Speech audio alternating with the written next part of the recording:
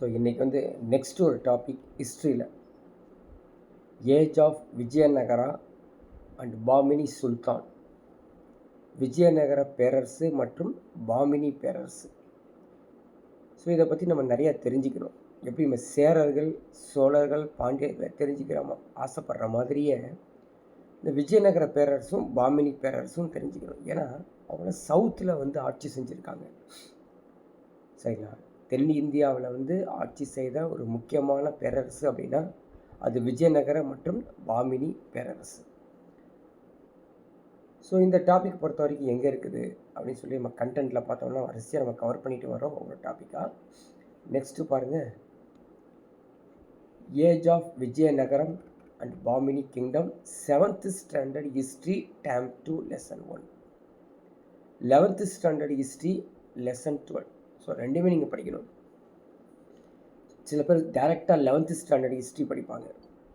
So அது மட்டும் இல்லாமல் நீங்கள் வந்து 7th ஸ்டாண்டர்ட் படித்து முடிச்சுட்டு அப்படியே 11th சேர்த்து படிச்சுட்டா தான் யூஸ்ஃபுல்லாக இருக்கும்.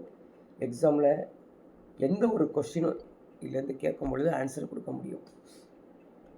இப்போது கடைசியாக நம்ம வந்து என்னென்ன ப்ரீவியஸ் இயர் கொஸ்டின்ஸ் அப்படிங்கிறத நம்ம பார்க்க போகிறோம். சரிங்களா? ப்ரீவியஸ் இயர் கொஸ்டின்ஸ்லாம் என்னென்ன அப்படிங்கிறதும் பார்க்க போகிறோம். அதில் உங்களுக்கு தெரியும் எவ்வளோ கேட்டிருக்காங்க கொஸ்டின்ஸு. டிஎன்பிசியில், எஸ்எஸ்சி, ஆர்ஆர்பியில் கொஸ்டின்ஸ் கேட்டிருக்காங்க தெரியும். ஓகேங்களா? இப்போ நம்ம டாபிக் உள்ள போகலாம். ஸோ ஃபஸ்ட்டு வந்து விஜயநகரம். சரிங்களா? விஜயநகரம் இது எப்போ எங்கே நடந்தது அப்படிங்கிறத பார்க்க போகிறோம். இது வந்து 14ஆம் நூற்றாண்டு 14th செஞ்சுரி சவுத் இந்தியாவில் தென்பகுதியில் வந்து நடந்திருக்குது. ஸோ ஆட்சி நடந்திருக்குது. எந்த பகுதி அப்படின்னா இந்தியாவின் தெற்கே விஜயநகரம், இன்னொரு பிளேஸ் வந்து குல்பர்கா, அதான் வந்து பாமினி. ஸோ பாமினி சுல்தான் இருந்த பிளேஸு குல்பர்கா. இங்கே சவுத்தில் வந்து விஜயநகரம்னு சொல்லி நகரம். ஜென்ரலாக வந்து பாமினியை பற்றி நம்ம பேசணும் அப்படின்னு பார்த்தீங்கன்னா மகாராஷ்டிரா ஃபுல்லாகவே அவங்க ஆட்சி செஞ்சுருக்காங்க. கர்நாடகாவில் சம் பிளேசஸில் வந்து பார்ட்லி ஓவர் வந்து அவங்க வந்து ஆட்சி செஞ்சுருக்காங்க. ஸோ இதோடைய செஞ்சுரி நம்ம 14th செஞ்சுரின்னு பார்த்தோம். ஆனால் 16ஆம் நூற்றாண்டில் தொடக்கத்தில் தான் இந்த பாமினி சுல்தான். எத்தனை சுல்தான் பாருங்கள்.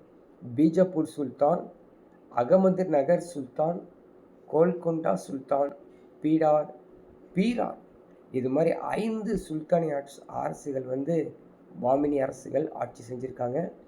அவங்க ஆட்சி செஞ்சுருக்கக்கூடிய இந்த பிங்க் கலரில் இருக்கிறது தான் அவங்களது பாமினி அரசு. ஸோ க்ரீன் கலரில் இருக்கிறது வந்து விஜயநகர பேரரசு. ஃபுல்லாக தெரியுது பாருங்கள். கேரளா, தமிழ்நாடு, கர்நாடகா அப்படியே கவர் பண்ணியிருக்காங்க. பாமினி பொறுத்த வரைக்கும் கர்நாடகாவில் கொஞ்சம் பிளேஸ் இருந்தாலும் அவங்க வந்து ஃபுல் அண்ட் ஃபுல் மகாராஷ்டிராவில் வந்து ஆட்சி செஞ்சுருக்காங்க. ஸோ இவங்களை வந்து தமிழ்லையும் பார்த்தோம், இங்கிலீஷ்லேயும் பார்த்துருக்கோம் மேப்பு. இவங்க வாழ்ந்ததுக்கான சோர்சஸ், எவிடன்ஸ் என்னென்னா அப்படின்னு பார்த்தீங்கன்னா இவங்களுடைய ஆட்சி காலத்தில் இருந்த தெலுங்கு லிட்ரேச்சர் என்னென்னா மனுசரிதம், சாளுவ வைபுதயம், அது இல்லாமல் விஜயநகர அரசில் இருக்கக்கூடிய வம்சவழி, அவங்களுடைய அரசியல் சமூகம் பற்றிய தகவல்கள்லாம் கிடைச்சிருக்கு பார்த்தீங்களா. அதை பேஸ் பண்ணிய விஜயநகர பேரரசு வாழ்ந்ததுக்கான எவிடன்ஸ் எடுக்க முடியும். இது மட்டும் இல்லாமல் தெலுங்கு மொழியில் எழுதப்பட்ட ராயக சமூக கிருஷ்ணதேவராயன் கீழ் இருக்கக்கூடிய நாயங்கார் அப்படிங்கிற வந்து ஒரு தகவல் கிடைச்சிருக்குது. இது இல்லாமல் ஃபாரினர்ஸ், இபின் பட்டுட்டா எ மொரக்கான் ட்ராவலர் 1333 1345 வரைக்கும் ஆட்சி செய்தவர், அதாவது வந்து இங்கே ட்ராவலராக இருந்தவர். Abdul Razzaq from Persia, Nikitin from Russian, அதே மாதிரி போர்ச்சுகீஸியுடைய விசிட்டர்ஸ் டொமினிகோ பேஸ் நுனிஸ் 1520 1537.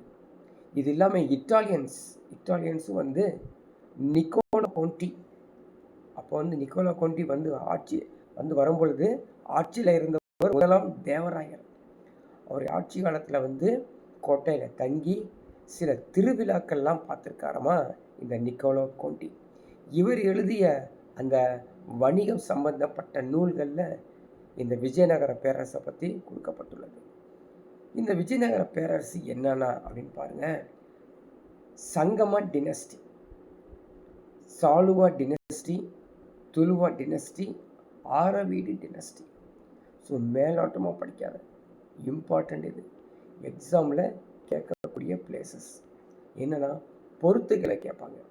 பொறுத்துகளை சங்கம வம்சம் வந்து 1336 1485, சாலுவ வம்சம் 1485 1505, துளு வம்சம் 1505 1570, 1570 1650, ஆரவீடு டினஸ்டி.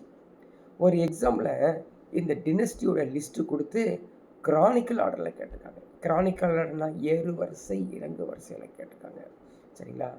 ஸோ இதெல்லாம் வந்து நீங்கள் சும்மா சின்ன பகுதியாக இருக்கும், அதை கொஞ்சம் அதிகமாக கான்சன்ட்ரேட் பண்ணி படித்து வச்சிட்டிங்களா அது எக்ஸாமில் வரும்போது நம்மளுக்கு ஸ்கோர் பண்ணக்கூடிய பிளேசஸாக மாறிடும். ஃபஸ்ட்டு பார்க்கலாம், விஜயநகர பேரரசுகள் யார் யார் அப்படின்னு பார்க்கணும். பாருங்கள், அதாவது இந்த சங்கம வம்சம் தான் ஃபஸ்ட்டு பார்த்தோம். அதில் முக்கியமான பிரதர்ஸ் யார் அப்படின்னா ஹரிஹரர் புக்கர். ஹரிஹரர் புக்கர் இவங்க யாருங்கன்னா ஒய்சால அரசருடைய ஆட்சி காலத்தில் வேலை செஞ்சுட்டு இருந்தவங்க.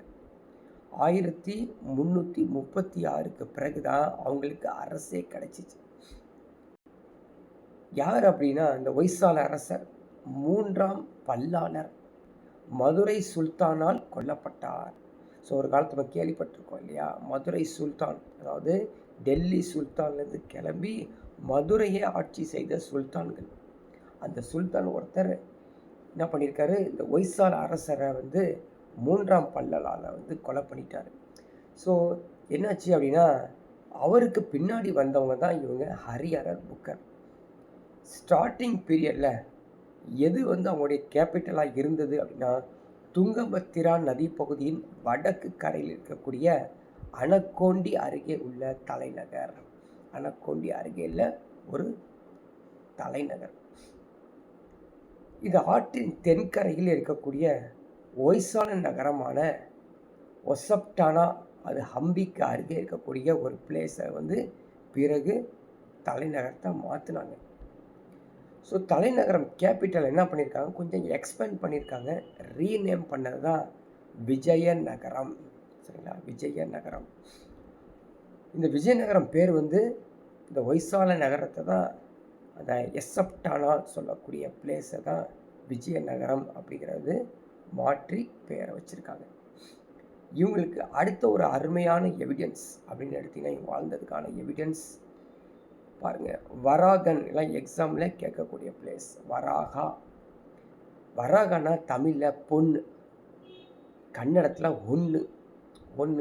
கோல்டு காயின்ஸை பற்றி சொல்கிறாங்க. கோல்டு காயின்ஸ், தங்க நாணயங்களை பற்றி சொல்லக்கூடியதாக வராகன். அந்த தங்க நாணயங்களில் தெய்வங்கள் உருவங்கள் பொறிக்கப்பட்டுள்ளது.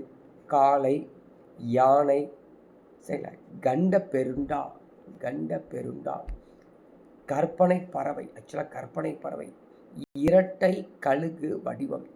சரி, கொஞ்சம் நீ திங்க் பண்ணி பார்க்கணும். கண்ட பெருண்டா அப்படின்னு சொல்லி நீங்கள் வந்து நெட்டில் சர்ச் பண்ணிங்கன்னா த ஃபேபுலஸ் டபுள் ஈகிள் தெரியும். சரிங்களா? இப்போது தற்போதைய கர்நாடகாவுடைய சின்னம், அது கர்நாடகாவுடைய சின்னத்தை பயன்படுத்தியிருக்காங்க. அது இல்லாமல் யானையை, அதாவது அந்த கருடா வந்து யானையை கொத்தி எடுத்துகிட்டு போகிற மாதிரி அந்த ஒரு வடிவம் அமைஞ்சு இந்த காயின்ஸை வந்து நீங்கள் பார்க்க முடியும். ஸோ இது வந்து கிருஷ்ண தேவராயுடைய காலத்தில் கோல்டு காயின்ஸை தான் நீங்கள் பார்த்துருக்கீங்க. முதல் வம்சம் பார்க்கலாம், சங்கம டைனஸ்டி. யார் ராஜா? முதலாம் ஹரிஹரர். கர்நாடகாவில் ஒய்சால அரசரின் இதய பகுதியான விஜயநகரோடு இணைக்கப்பட்டது தான் இந்த சங்கம டைனஸ்டி. கர்நாடகா கடற்கரை பகுதியில் முழுவதுமாக இவன் கைப்பற்றி தன்னுடைய டெரிட்டரியை எக்ஸ்பேண்ட் பண்ணவர் இந்த ஹரிஹரர். இவருடைய பிரதர் புக்கா, முதலாம் புக்கர், இவர் என்ன பண்ணுறாருன்னா, இவருக்கு ஆசை என்னென்னா, கர்நாடகா பகுதி மட்டும் எனக்கு பத்தாது, தமிழ்நாட்டின் தொண்டை மண்டல பகுதியை வந்து அவர் கவனம் செலுத்துகிறார். தொண்டை மண்டல பகுதி சம்புராயர் ஆண்டு வந்தார். அந்த காலத்தில் சம்புராயர் வந்து ஆண்டு வந்தார். அப்படி வாழக்கூடிய அந்த பிளேஸில் இளவரசர் கம்பனர் அவர்தான் நம்பிக்கைக்குரிய ஒரு தளபதி. மாரையா நாயக்கர் அவர் உதவியுடன் ஒரு பணியை வெற்றிகரமாக செஞ்சவர் தான் அவருடைய ஆட்சி காலத்தில். இவருக்கு பிறகு அவருடைய பையன், யாருடைய பையன், புக்கருடைய மகன் குமார கம்பனா, மதுரை சுல்தானிற்கு ஒரு முற்றுப்புள்ளி வைத்தவர் இந்த குமார கம்பனா. மதுரை சுல்தான்கள் போனதுக்கப்புறம் ஒரு நாயக்கருடைய ஆட்சி அங்கே மதுரையில் வரத்துக்கு காரணமானது இந்த விஜயநகர பேரரசில் இந்த சங்கம டினஸ்டியில் இருந்த குமார கம்பனா. யார் இவர்? ஹரிஹரர், அவருக்கப்புறம் புக்கராக இருக்கக்கூடிய முதலாம் புக்கருடைய பையன். இந்த குமார கம்பனா இருக்கா இல்லையா, அவங்களுடைய மனைவி கங்கா தேவி ஒரு எழுத்து எழுதுறாங்க, ஒரு நூல் எழுதுறாங்க. அந்த நூலுடைய பெயரை மனப்பாடம் பண்ணி வச்சுக்கணும். மதுரா விஜயம். மதுரா விஜயம். இது விஜயநகரம் பேரரசு மதுரையை கைப்பற்றப்பட்ட அந்த விளக்கத்தை சிறப்பாக எழுதப்பட்ட ஒரு சரித்திரம் அப்படின்னா குமார கம்பனாவுடைய மனைவி கங்காதேவி எழுதிய மதுரா விஜயம். பிறகு யாரு? ஹரிஹரர், முதலாம் ஹரிஹரர், முதலாம் புக்கர், அதுக்கப்புறம் அவருடைய பையன் கும்பனா, அதுக்கப்புறம் வந்து பார்த்தீங்கன்னா ஹரிஹரர் 2, இரண்டாம் ஹரிஹரர். பாமினி அரசு இருக்கக்கூடிய பிளேசஸ் எது? பெல்காம், கோவா, இந்த டெரிட்டரி எல்லாத்தையுமே வந்து இவர் அச்சீவ் பண்ணிட்டார், செக்யூர் பண்ணி தன்னுடைய ஆட்சியில் இணைத்தவர் இரண்டாம் ஹரிஹரர். இவருக்கு பின்னாடி 1422 1446 ஆட்சி செய்தவர் இரண்டாம் தேவராயர். இரண்டாம் தேவராயர் சங்கம டினஸ்டியில் ஒரு முக்கியமான ராஜா, பேரரசர் அப்படின்னா த கிரேட் ரூலர் இரண்டாம் தேவராயர் தான். ஏன் அப்படின்னா he defeated Orissa army in some battles. ஒரியர்களை வந்து போர்களை தோற்கடித்தவர் இந்த இரண்டாம் தேவராயர். மிக சிறந்த அரசர் இவர். சரிங்களா? குதிரைப்படை வலிமை இவர்கிட்ட இருக்கக்கூடிய வந்து என்னது? கேவலரி ஃபோர்ஸ் பயங்கரமாக வச்சுருப்பார். எப்படி இந்த கேவலரி ஃபோர்ஸ் வச்சுருக்காருன்னா, முஸ்லீம் குதிரைப்படை வீரர்களை தனது படைகளில் சேர்த்து கொண்டார். ஏங்க அது முஸ்லீம் குதிரைப்படை? கொஞ்சம் திங்க் பண்ணி பார்க்கணும். ஏன்னா நம்மள்ட்ட குதிரைகளே கிடையாது. குதிரைகளை இறக்குமதி செய்தது சவுதி அரேபியாவில் தான், அரேபியன் கண்ட்ரீஸில் தான் குதிரையை வந்து இங்கே இம்போர்ட்டே பண்ணுவாங்க. அதை ரைட் பண்ணக்கூடிய வலிமை யார்கிட்டையும் கிடையாது. அதனால் முஸ்லிம்ஸ் குதிரை படைகளை வச்சுக்குவார். பிறகு இரண்டாம் தேவராயர் அவருடைய ஆட்சி காலத்தில் பாரசீகர்லேருந்து ஒரு தூதுவர் வந்திருக்காரு. நோட் பண்ணி வச்சுக்கோ, திருப்பி படித்து வச்சுக்கோ. இரண்டாம் தேவராயர் காலத்தில் ஒரு பாரசீகர் நாட்டிலேருந்து வந்த ஒரு அம்பாசிடர் பேர் சொல்லுவாங்க, அப்துர் ரசாக். கொச்சியில் இருக்கக்கூடிய சாமரின் அரசவைக்கு விஜயநகரத்திற்கும் வருகை தந்தவர். நோட் பண்ணி வச்சுக்கோ, முக்கியமானது. இரண்டாம் தேவராயர் அவர் தமிழ்நாடு கம்ப்ளீட்டாக கேப்சர் பண்ணி வாழ்ந்தது மட்டும் இல்லாமல் இலங்கையும் கேப்சர் பண்ணிடுறாரு. இலங்கையை கேப்சர் பண்ணி அங்கே இருக்கக்கூடிய அரசை நீ வந்து ட்ரைபியூட் பண்ணு, கப்பம் கட்டு அப்படிங்கிற மாதிரி சொல்கிறாரு. ஓகேங்களா? ஸோ இது வரைக்கும் நம்ம பார்த்தது சங்கம டினஸ்டி. நெக்ஸ்ட்டு பாருங்கள், சாலுவா வம்சம் 1485 1505. இரண்டாம் தேவராயர் இறந்துடுறாரு. அவர் ஆட்சி காலம் முடிஞ்சிருது. ரொம்ப ஆபத்தான ஒரு கிரைசிஸ், பயங்கரமான கிரைசிஸ் இருக்குது, எம்பையர் இல்லையே அப்படின்னு. அப்போ தான் சாளுவ நரசிம்மர் அவர் வந்து ஆட்சி செய்ய வராரு. இவர் ஆட்சி செய்ய வரும் பொழுது சங்கவ வம்சத்தின் கடைசி அரசர், நோட் பண்ணிக்கோ, இதுவும் முக்கியமானது, 2ஆம் விருபாட்சி ராயர். எப்பயுமே ஒரு டினஸ்டி இருந்தால் முதல் அரசரையும் கேட்பாங்க, கடைசி அரசரையும் கேட்பாங்க. சரியா? அதை வந்து நம்ம சிறப்பாக மனப்பாடம் செய்து கொள்ள வேண்டும். ஏன்னு கேட்டிங்கன்னா, ஏன் மனப்பாடம் சொல்கிறாங்க? படுத்து உறங்கிட்டு ஏந்திச்சிட்டு ஆண்டி வேலை பார்த்தீங்கன்னா மண்டையில் ஏறாது. சின்சியராக உட்காந்து 10th ஸ்டாண்டர்ட் படிக்கிற மாதிரி, அச்சோ 500க்கு 490 மார்க் எடுக்கணும் அப்படிங்கிற மாதிரி படித்தா மட்டும்தான் எக்ஸாமில் ஞாபகத்தில் இருக்கும். சரியா? அப்போது சங்கம டினஸ்டியில் கடைசி அரசர் யார்? 2ஆம் விருபாட்சி ராயர். அவரை கொலை செய்துவிட்டு இந்த நரசிம்மர் ஆட்சிக்கு வராரு. சரிங்களா? கஜபதிகளிலிருந்து நாட்டை காத்து ஆந்திர கடற்கரையை மீட்டவர் தான் இவர். இவருடைய ஒரு தளபதி, ஒரு ஜெனரல், கிரேட் வேரியர், அவர் பேர் என்னன்னா நரசநாயக்கர். அவருக்கு எப்பவுமே துணையாகவே இருப்பாராமா. சாளுவ நரசிம்மா கிட்டத்தட்ட 1491 அந்த வாக்கில் இறந்துறாரு. சரிங்களா? Died in 1491, leaving his young sons under the care of Narasa Nayaka. ஒரு இளவரசரை விட்டுட்டு போயிடுறாரு. அவர் பிறகு அந்த இளம் வயது இருக்கக்கூடிய இந்த இளம் வயதில் இருக்கக்கூடிய அவருடைய பையனை வந்து தன்னுடைய தளபதியான நரசநாயக்கிட்ட விட்டுட்டு போயிட்டார் இல்லையா? அவர் இப்போ என்ன செய்கிறார் பாருங்கள், உண்மையான ஆட்சி. சரிங்களா? எப்படி பாருங்கள், உண்மையான ஒரு ஆட்சியை கொடுக்குறாரு. அதிகாரம் தனது கைகளுக்கு வரப்பெற்ற நரசநாயக்கர் தனது மரணம் வரும் வரை அவரை பாதுகாத்தவே இருந்தாராமா. இது ஒரு முக்கியமான நிகழ்வு. இவருக்கு பின்னாடி வந்தவங்க துளுவ வம்சம். 1505 1570. 1505 மூத்த மகன் வீர நரசிம்மர் துளுவ வம்சத்தை தொடங்கி வைக்கிறாங்க. அவருடைய தொடர்ந்து அவருடைய தம்பி கிருஷ்ணதேவராயர் அரியணையில் ஏறாரு.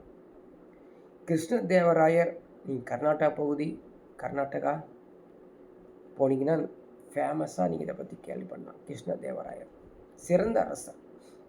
1509 1526 மைசூருக்கு அருகே, மைசூர் போனாலே இவரை பற்றி தான் அதிகமாக பேசப்படுவாங்க.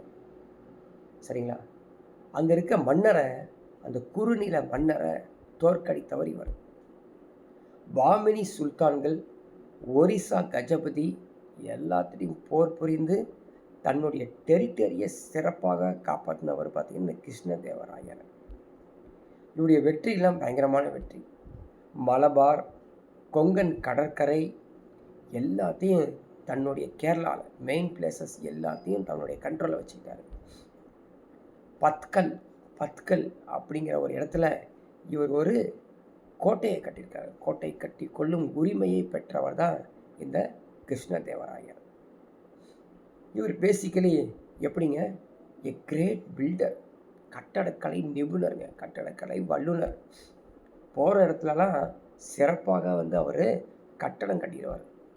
இன்ஜினியர், அது சிவில் இன்ஜினியர் சொல்கிறோம்லே அது மாதிரி. மழை நீரை சேமிப்பதற்காக பெரிய நீர்ப்பாசனம், குளங்கள், நீர்த்தேக்கங்கள்லாம் உருவாக்கியவர் இந்த கிருஷ்ணதேவராயர். இவருடைய தலைநகரம் எது? மனப்பாடம் பண்ணி வச்சுக்கோ, ஹம்பி தான் தலைநகரம். அந்த ஹம்பி தான் விஜயநகரம் அப்படின்னு பேர்.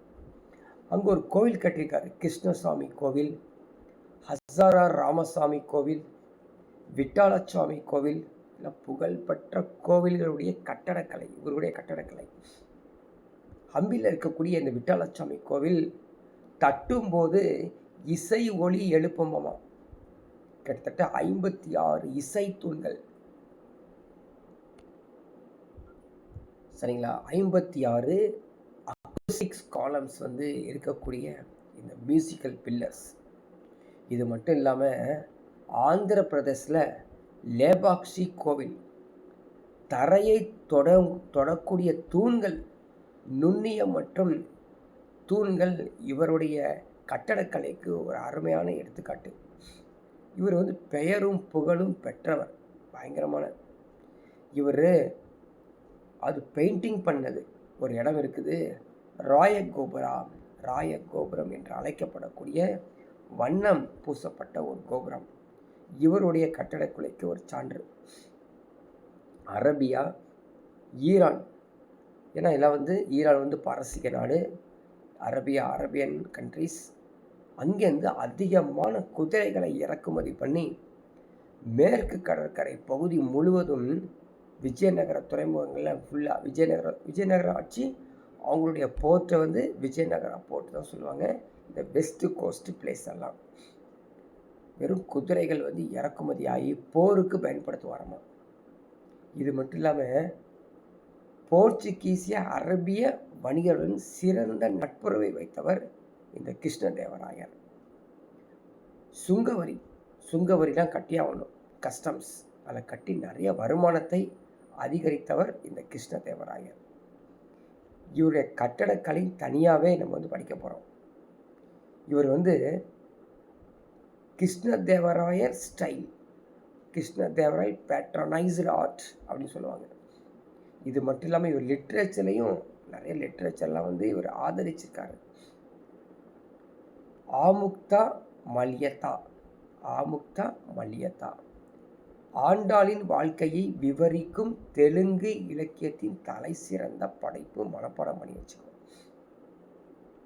சமஸ்கிருத நாடகத்தை படித்து வச்சுக்கோங்க. சமஸ்கிருத நாடகம் இது ஜாம்பாவதி கல்யாணம் ஒரு சமஸ்கிருத நாடகம். இந்த கிருஷ்ணதேவராவுடைய ஆட்சி காலத்தில் இருந்தது. இது இல்லாமல் 8 லிட்ரேச்சர்ஸ், அதாவது அஷ்டதிக்ஜாஸ் அடோன்ட் இஸ் கோர்ட், அதாவது கிருஷ்ணதேவராயருடைய அவையில் அஷ்டதிக்கஜங்கள் இருந்தன. அந்த அஷ்டதிக்கஜங்கள் 8 இலக்கிய மேதைகள் இருந்தாங்களாமா. அவங்களும் பயங்கர மகத்தானவர்கள், சரிங்களா? அல்லசாணி பெத்தானா, அதில் முக்கியமானவர் Allasani Peddana, the greatest of them all, எல்லாத்தையும் விட அவர் சிறந்தவர். மற்றொரு யாருங்க? தென்னாலி ராமன் சொல்கிறோம் இல்லையா, கிருஷ்ணதேவரோட ஆட்சி காலத்தில் இருந்தவர் தென்னாலி ராமகிருஷ்ணன். இவருடைய ஆட்சி காலத்தில் நடந்த ஒரு முக்கியமான போர், எக்ஸாமில் கேட்டு வச்சுருப்பான். 10th ஸ்டாண்டர்டில் இதை ஒரு 10 மார்க் கொஷினு எழுதுவாங்க. தலைக்கோட்டை போர் 1565. இதுவே ஒரு கொஸ்டின். அந்த டேட் சொல்கிறோம், இயர் சொல்கிறோம் இல்லையா, இயர்லே எப்போ நடந்தது?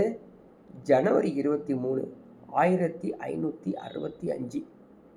தலைக்கோட்டை அப்படிங்கிற ஒரு பிளேஸ், இல்லைன்னா அதுக்கு இன்னொரு பேர் இருக்குது, ராக்ஷி தங்கடி போர். தலைக்கோட்டை போர் அல்லது ராக்ஷி தங்கடி பேட்டில். இதில் பார்த்தீங்கன்னா ராமராஜரே படைப்பிரிவுகளுக்கு தலைமையேற்று தனது சகோதரர்கள் ஏனைய உறவினர்கள் போர்க்களம் புகுந்தவர் முக்கியமானது. கடைசியாக என்னாச்சுங்க, இந்த தலைக்கோட்டை போரில் விஜயநகரம் பேரரசு டிக்ளைன் ஆயிடுச்சு, சரிங்களா? ராமராயர் கைது செய்யப்பட்டு உடனடியாக கொல்லவும் பட்டார். ஸோ அந்த வம்சம் முடிஞ்சிருச்சு, சாளுவ வம்சம். அதுக்கப்புறம் பார்த்தீங்கன்னா ஆரவீடு டினஸ்டி 1570 1646 வரைக்கும் ஆட்சி செய்தவர் ஆரவீடு. ராமராயருடைய சகோதரர், அவர் பேர் என்னங்க? திருமலை. 1570 ஆரவீடு வம்சம். இது நீங்கள் ஒரு சார்ட்டாகவே போட்டு பார்த்துக்கணும். டினஸ்டி நேமு, அதனுடைய இயர், அந்த வம்சத்தின் முதல் அரசர், அந்த வம்சத்தின் கடைசி அரசர், அப்படியே ஒரு சார்ட்டு மாதிரி போட்டு படிச்சிட்டிங்கன்னா இதிலே ஒரு கொஷின்ஸ் கேட்பாங்க. அவருடைய மகன்களும் பேரன்களும் சுருங்கி, அதாவது சொல்கிறது சின்னதாக ஆட்சி செஞ்சுருக்காங்க 1630 வரை, ஒரு நேரோ மைண்டில்.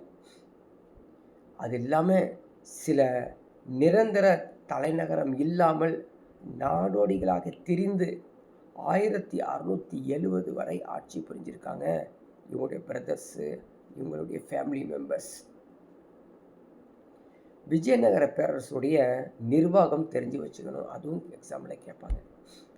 நம்ம கேள்விப்பட்டிருப்போம், நம்ம ஊர்லேயே இருக்குது தாளவாய்ப்பேட்டை அப்படின்னு கேள்விப்பட்டிருப்போம்.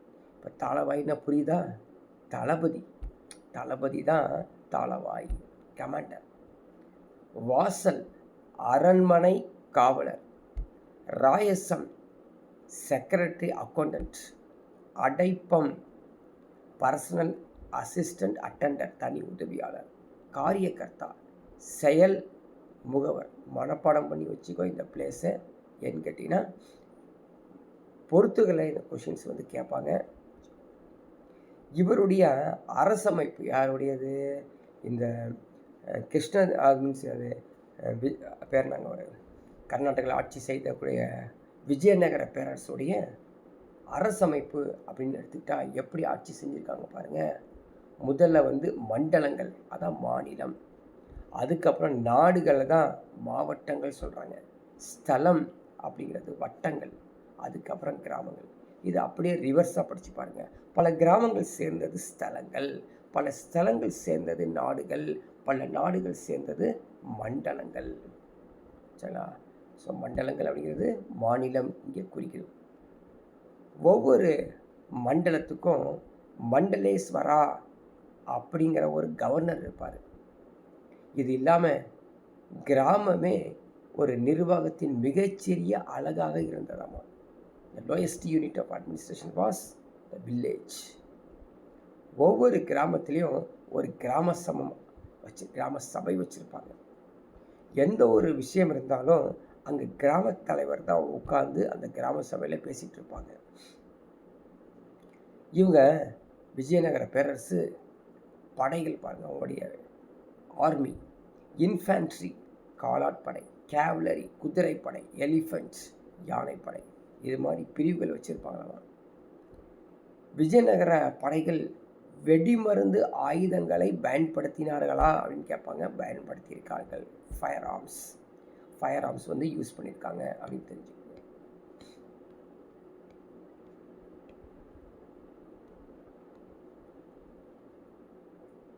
ஸோ நெக்ஸ்ட் ஒன் பார்க்கலாம்.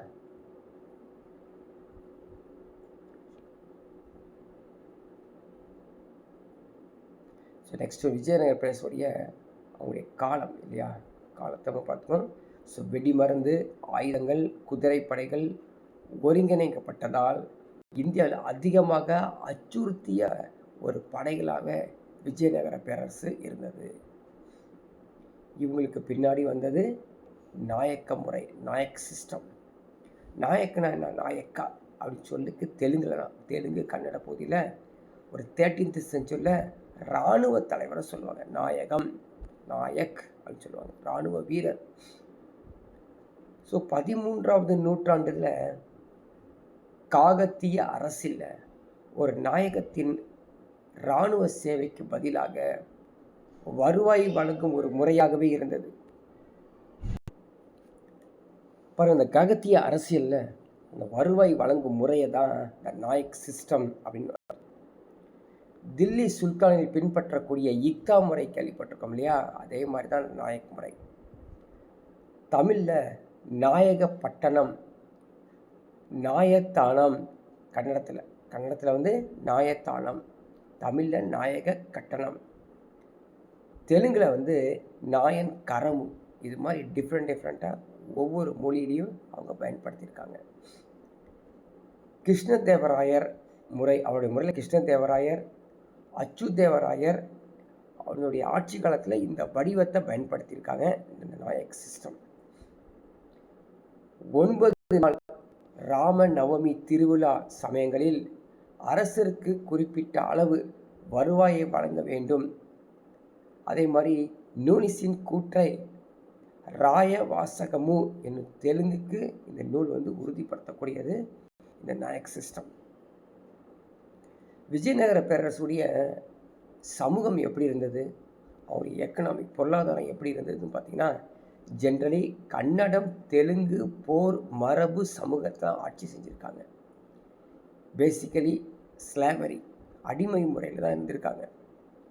விஜயநகர பேரரசில் வேளாண் சாராத கைவினை தொழில் உற்பத்திக்கு நல்லா வளர்ச்சி அடைஞ்சிருக்குது.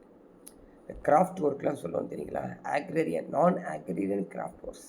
இப்போ எக்ஸாம்பிளுக்கு எடுத்துக்கிட்டால் மைசூர் போகிற வழி, பெங்களூர் டு மைசூர் போகிற வழியில் இந்த சிறிய சிறிய கட்டைகள் வைத்து பம்பரம் செய்வது, டால்ஸ், அது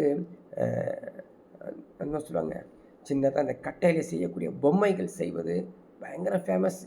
இன்னும் செஞ்சுக்கிட்டு தான் இருக்காங்க. ரோட்டு மேலே பார்த்திங்கன்னா நிறையா கடைகள் கைவினை தொழில் உற்பத்திக்கு இன்னும் அவங்க ஃபேமஸாக தான் இருக்குது. அவங்களுடைய ஆட்சி காலத்தில் இருந்தது இன்னும் செஞ்சிட்ருக்காங்க. வேளாண் அல்லாத பட்டடை, காசியூ வர்க்கம் என்று அழைக்கப்பட்ட வரிகள் கொடுக்கப்பட்டது. மனப்பாடம் பண்ணி வச்சுக்கோ. டேக்ஸஸ்.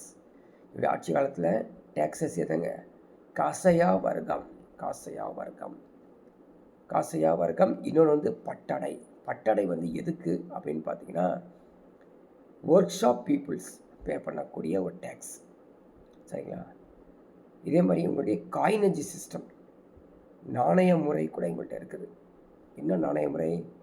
தங்க நாணயம் வராகன் படிச்சுட்டு வந்தோம் இல்லையா? அதே மாதிரி இதில் பொன் அல்லது பக்கோடா என்று அழைக்கப்படுகிறது வெளிநாட்டில்.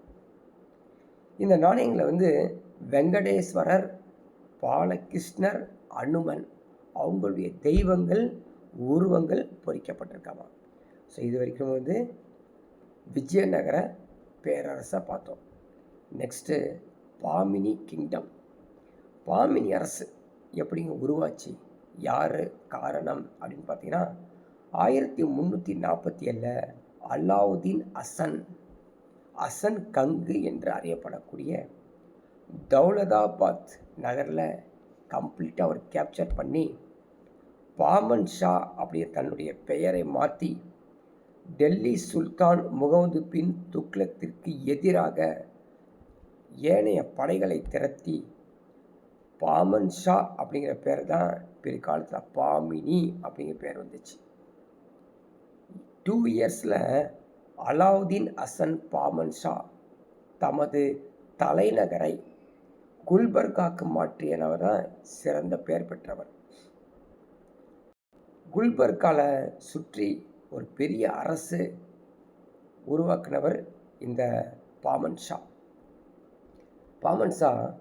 there are 18 monarchs of Bhamini dynasty.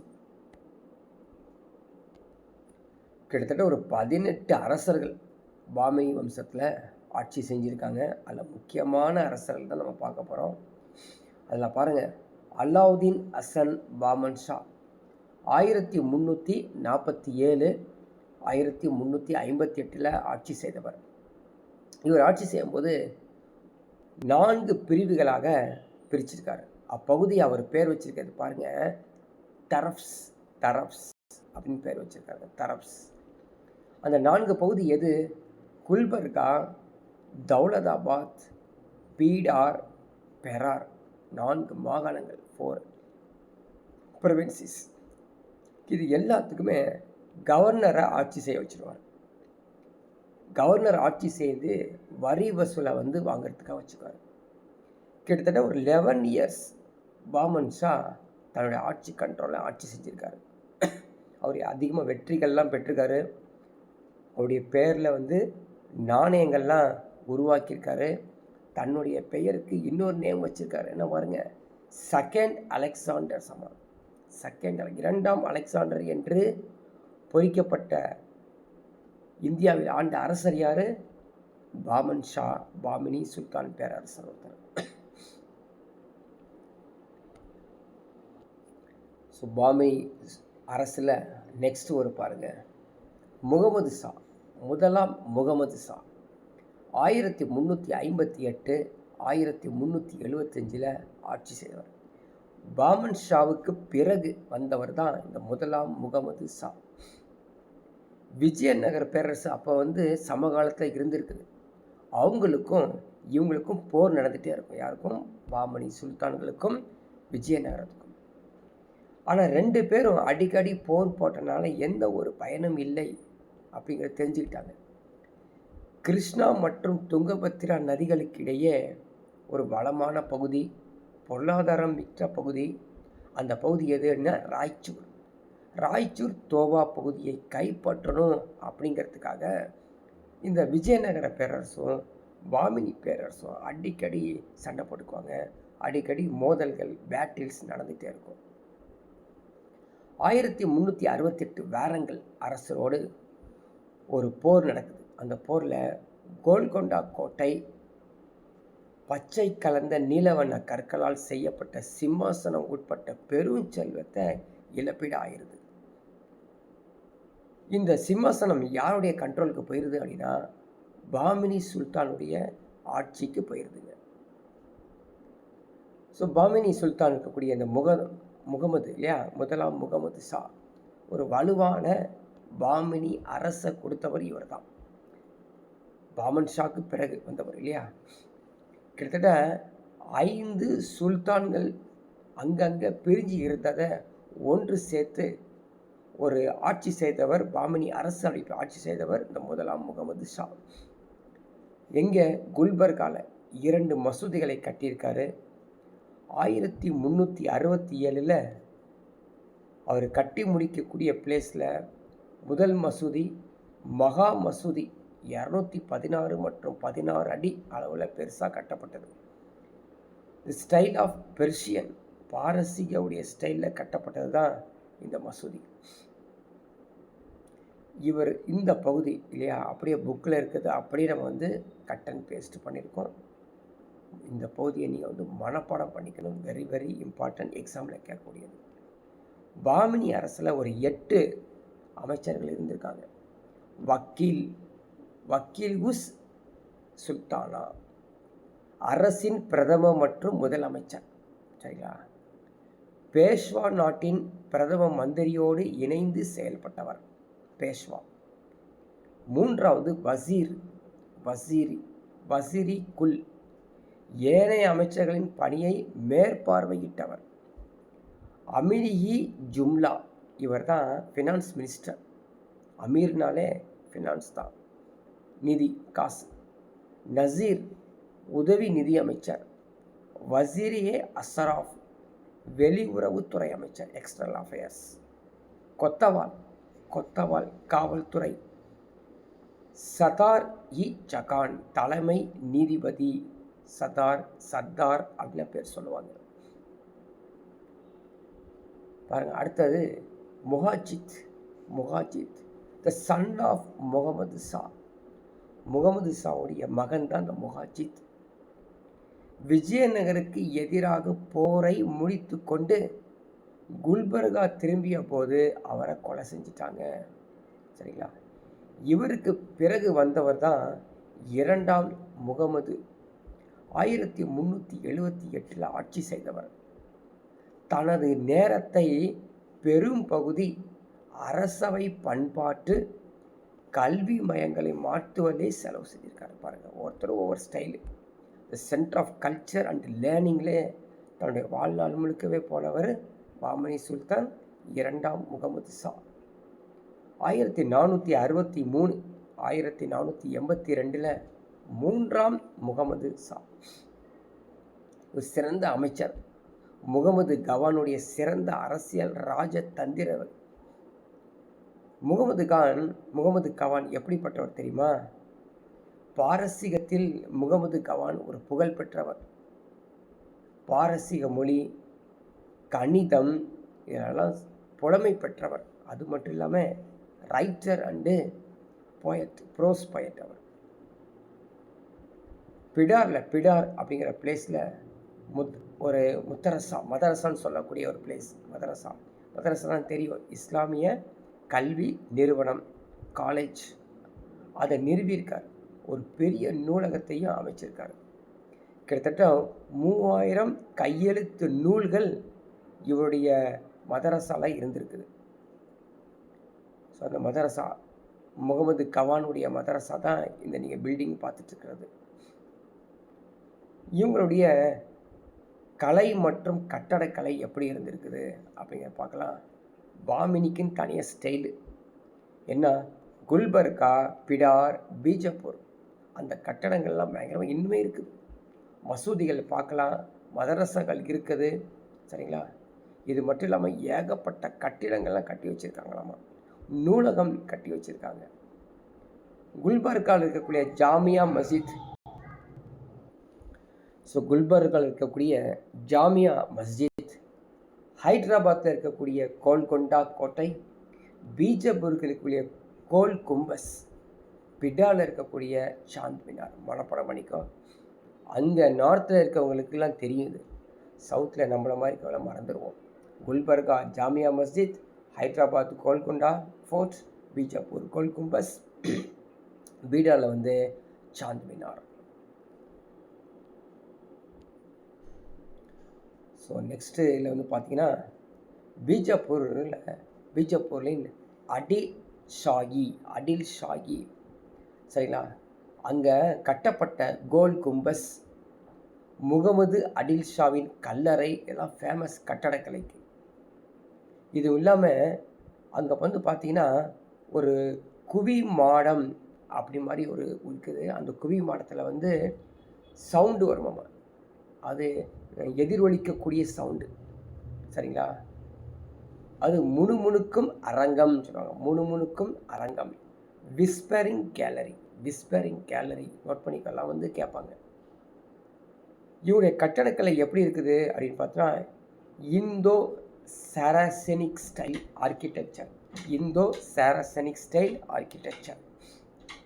ஆனால் பாமினி சுல்தான் சில நாட்களுக்கு பிறகு என்னாச்சு அப்படின்னு பார்த்தீங்கன்னா வீழ்ச்சி அடைஞ்சிருச்சுங்க. எப்படி வீழ்ச்சி அடைஞ்சதுன்னா, இந்த 3ஆம் முகமது ஷா அவர் இறந்துடுறாரு. அவருக்கு பின்னாடி வந்த 5 மன்னர்கள் ஒழுங்காகவே அவங்க ஆட்சி செய்யலை. இப்போ இந்த 5 மன்னர்கள் சரியாக ஆட்சி செய்யலை. அதனால் என்னாச்சு, அரசும் 4 சுதந்திர அரசுகளும் போய் பிரிஞ்சிட்டாங்க. எப்படி ஒன்று சேர்ந்தாங்களோ அதே மாதிரி பிரிஞ்சிட்டாங்க. பீஜப்பூர், அகமது நகர், பெரார், கோல்கொண்டா, அப்படியே வந்து 5வதாக பிடார், தனித்தனி சுல்தான்களாக பிரிஞ்சிட்டாங்க. பீஜப்பூர் தனி, பிடார் தனியாக மாறிடுச்சு. ஸோ ஆனால் வந்து இந்த விஜயநகர அரசு இருக்காங்க இல்லையா, அவங்க எப்படியாவது இந்த பாமினி பேரரசை கேப்சர் பண்ணணும்னு தான் அவங்க ஐடியா. 1565 தலைக்கோட்டை போரில், அது அச்சித்தங்கர் போல் விஜயநகர பேரரசும் அது ஒரு பக்கம் தோற்கடிக்கப்படுது. ஸோ தலைக்கோட்டை போருக்கு பிறகு தக்கான சுல்தானுங்கள் முகலாய அரசு வந்து இணைக்கப்பட்டதுன்னு நம்ம முகலாய அரசு உள்ளே வந்துருச்சு. ஓகேங்களா? இப்போ பாருங்கள், டாபிக் சின்ன டாபிக், ஆனால் கொஸ்டின்ஸ் எப்படி அதிகமாக கேட்டிருக்கான் அப்படின்னு பார்த்துக்கங்க. அதாவது இந்த முகலாய பேரரசு, சுல்தான்கள், அதில் கேட்கப்படாத கேள்விகள் நிறையா கொஸ்டின்ஸ் வந்து இந்த பாமினி பேரரசு, விஜயநகர பேரரசில் கேட்டாங்க. பாருங்கள் கேட்டிருக்கேன். இந்த founder of Bahmani kingdom was Alauddin Bahman Shah. இதை ஞாபகம் வச்சுக்கிறோம். அலாவுதீன் பாமன் ஷா தான் பாமினி அரசை நிறுவியவர் அப்படின்னு சொல்லி எக்ஸாமில் கேட்ட அந்த கட்டெலாம் நீங்கள் அந்த ஜேபெக் ஃபைல் தான் நம்ம கட் பண்ணி பேஸ்ட் பண்ணியிருக்கோம். இப்போ பாருங்கள், நான் சொன்னேன் பார்த்தீங்களா, நான் கொஷின்ஸ் ஆல்ரெடி பார்த்துட்டேன். எப்படி எக்ஸாமில் இப்போ கொஷின் பார்த்துட்டேன், இந்த கொஷின் பார்க்கல. The list out 4 dynasties in Vijayanagara in the order. முதல் யாருங்க? சங்கம வம்சா, பிறகு சாளுவ வம்சா, துளுவ, ஆரவீடு, இந்த வருஷம். இது ஒரு ஈஸியான கேள்வி, ஆனால் சில பேருக்கு இது கஷ்டமான கேள்வி. Which are the following statements are correct? பாருங்கள், இது மாதிரிலாம் கொஷின் கேட்குறான். நீங்கள் வந்து மனப்பாடம் பண்ணி வச்சுருந்தால் மட்டும்தான் ஆன்சர் கொடுக்க முடியும். ஃபஸ்ட்டு பார்க்கலாங்களா? விஜயநகரத்தில் அவங்களுடைய கோல்டு காயினை வராகான்னு சொல்கிறாங்களாம்மா. கரெக்டு தான். அப்போ 1 இஸ் கரெக்ட். அப்போ ஆப்ஷன் ஏ வரலாம். சரிங்களா? ஆப்ஷன் பியும் வரலாம், ஆப்ஷன் சியும் வரலாம். ஏன்னா 1 இஸ் கரெக்டுக்கே தானே. The gold coin contains the image of human deities and animals. Correct தானே? அப்போ 2வதும் கரெக்ட். சரிங்களா? அப்போ ரெண்டாவது கரெக்டாக ஆப்ஷன் ஏ வராது. ஏன்னு சொல்லுங்கள், 2, 3, 4 நாட் கரெக்ட்னு கொடுத்துருக்காங்க.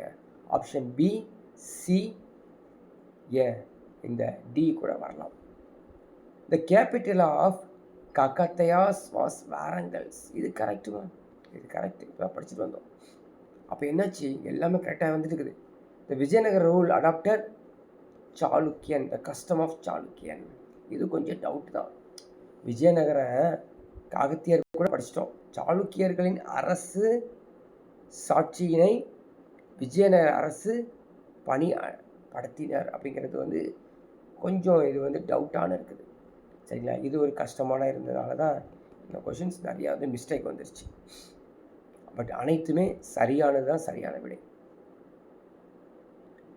இது படிச்சிருக்கோம் இல்லையா? விட்டலாசாமி கோயில் கட்டியது யாருங்க? கிருஷ்ணதேவராயர். நம்மளை படம் பண்ணி வச்சுக்கலாம். நேரடியான கேள்வி. தலைக்கோட்டை போர் கேட்டிருக்கான் பாருங்க. 1565. 1565 ஈஸியாக நான் வச்சுக்கோ. 1565 தலைக்கோட்டை போர் நடைபெற்ற வருடம்.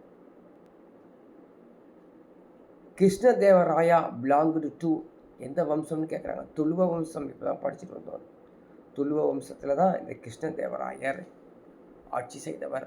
ஸோ இது மாதிரி அரசர் பெயர் கொடுத்து எந்த டினஸ்டி கூட கேட்டு வச்சுருக்காங்க.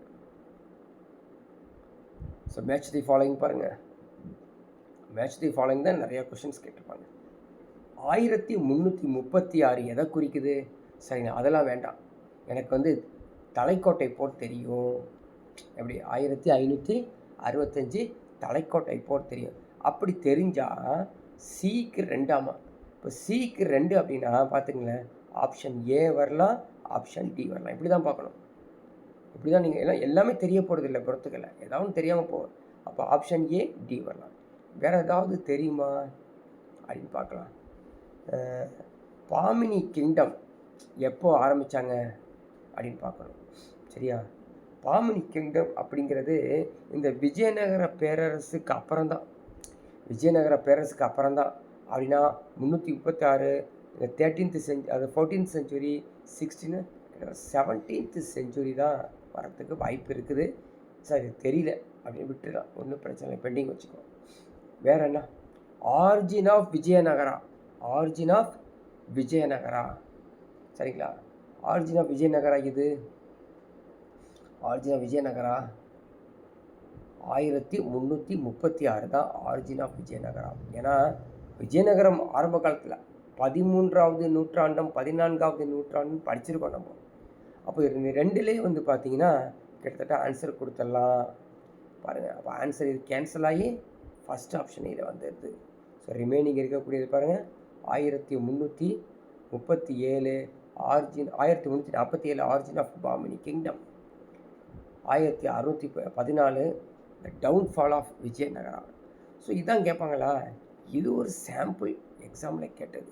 நீங்கள் சிறப்பாக படிச்சிருந்தீங்க அப்படின்னா வித் டைம்லைன் இருக்குது அப்படிங்களா, அந்த கால கோடு அப்புறம் கரெக்டாக படிச்சிருந்தீங்கன்னா மேட்ச் தி ஃபாலோயிங் நீங்கள் ஆன்சர் கொடுக்க முடியும். ஸோ நெக்ஸ்ட் கொஷின் பார்த்துக்கோ. இது திரும்பவும் ஈஸியான கொஷின். The village ரகாஸ் தகடி. ரகாஸ் தகடினாங்க, ரகாஸ் தகடி எதாவது அது? Battle of Talikota. சரிங்களா? பேட்டில் ஆஃப் தலைக்கோட்டா தான் இந்த ரகாஸ் தகடி அப்படிங்கிறது. ஓகே, அடுத்த ஒரு கேள்வி பார்க்கலாம் பாருங்கள். திரும்ப பாருங்கள். Match the following. Match the following வந்தாலே நம்ம படித்து ஸ்ட்ராங்காக வச்சுருந்தா தான் ஆன்சரே கொடுக்க முடியும். இபின் பத்துத்தா படிச்சுட்டு வந்தோம். இப்போ தான் படிச்சுட்டு வந்தோம். இபின் பத்துத்தா யாருங்க? Morocco traveller. பார்த்தீங்களா? நேரடியான முதல் ஆப்ஷன் ஏவே சரியானது பாருங்கள். அது மேட்ச் தி ஃபாலோயிங் கஷ்டமாக இருக்கும். ஆனால் வந்து ஒன்று தெரிஞ்சனால ஆப்ஷன்ஸை ஈஸியாக சொல்லிடலாம். இபின் பத்துத்தா. மீதி இருக்கலாம் ஈஸியாக உங்களுக்கு புரியும். அப்துல் ரசாக் யார்? அப்துல் ரசாக் யார் அப்படின்னு பாருங்கள். Persian traveller. நிக்கிட்டின் யாருங்க? நிக்கிட்டின் வந்து ரஷ்யன் ட்ராவலர். நியூனிஸ் போர்ச்சுகீசிய ட்ராவலர். ஈஸியாக வந்து ஞாபகம் வச்சுக்கலாம். விஜயநகர ஆட்சியின் கீழ் இளவரசரின் முடிசூற்றல் என்று அழைக்கப்பட்டது எது? ஸோ யுவராஜா பட்டாபிஷேகம். யுவராஜா பட்டாபிஷேகம். இது வந்து பார்த்திங்கன்னா ஜென்ரலி வந்து இந்த 12th ஸ்டாண்டர்ட் புக்கில் இருக்கும். 12th ஸ்டாண்டர்ட் புக்கிலலாம் நீங்கள் பார்க்கலாம். இதை ஆனால் 12th ஸ்டாண்டர்ட் முக்கியமானது படிக்கணும் அப்படின்னு சொல்லிட்டு ஆல்ரெடி. ஓகேங்களா? ஸோ இதோட டாபிக் வந்து முடியுது. நீங்களும் எடுத்து படிச்சுங்க. நெக்ஸ்ட் கிளாஸில் பார்க்கலாம்.